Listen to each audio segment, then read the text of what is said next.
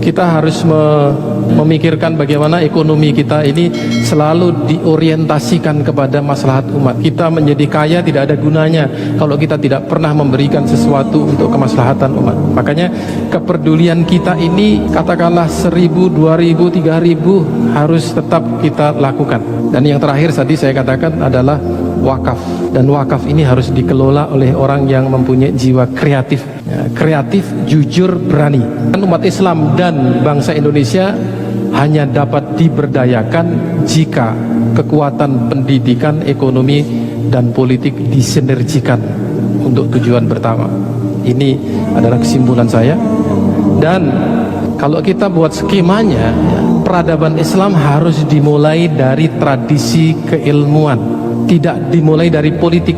Bahkan lembaga-lembaga pendidikan, kalau dia efektif dan efisien, dia akan bisa melahirkan komunitas-komunitas. Komunitas ini yang penting. Yang sudah pasti sedang dan akan terus lahir adalah komunitas ekonomi syariah.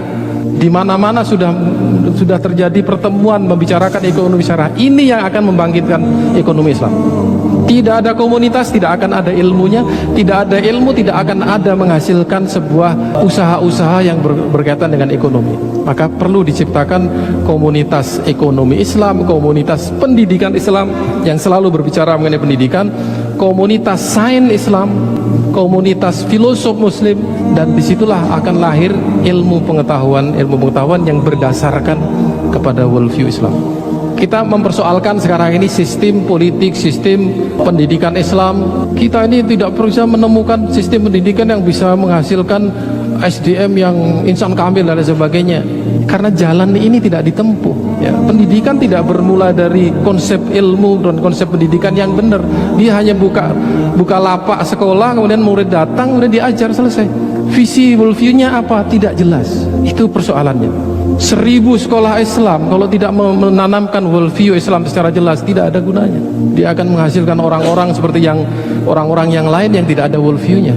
Jadi dengan adanya kegiatan keilmuan dan menghasilkan komunitas akan menghasilkan produk itu dalam bentuk buku dan teori, ya. Produk itu akan menghasilkan disiplin ilmu dan akan menghasilkan teori untuk diterapkan lagi menjadi sebuah sistem pendidikan yang dijalankan, ya. Berarti pendidikan kita ini yang berjalan hanya sebuah kegiatan yang tidak ada basis teorinya.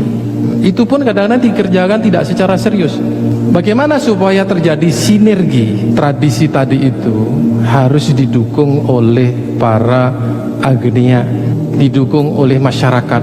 Ilmu ini kalau tidak dibicarakan, dia mati. Yang membicarakan juga bukan satu orang, 2, 3, 4, 5, 10 sampai sebanyak-banyaknya orang membicarakan ilmu itu, dan dia jadilah sebuah tradisi, dan tradisi jadi sebuah disiplin. Disiplin kemudian menjadikan sebuah sistem di masyarakat. Itu caranya.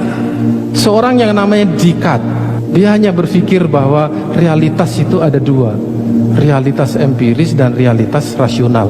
Itu aja, dia kemudian berteori dan sebagainya.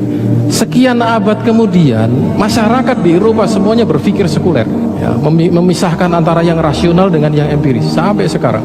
Di zaman abad pertengahan, ketika Bruno Copernicus dikutuk oleh gereja, berpisahlah, ya, agama dengan sains. Dengan berpisahnya itu terjadi sebuah proses sekularisasi sains.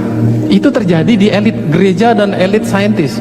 Sekarang masyarakatnya sudah terikut sekuler semua. Anda bisa bayangkan, dari sebuah teori, dari tokoh-tokoh turun menjadi realitas sosial.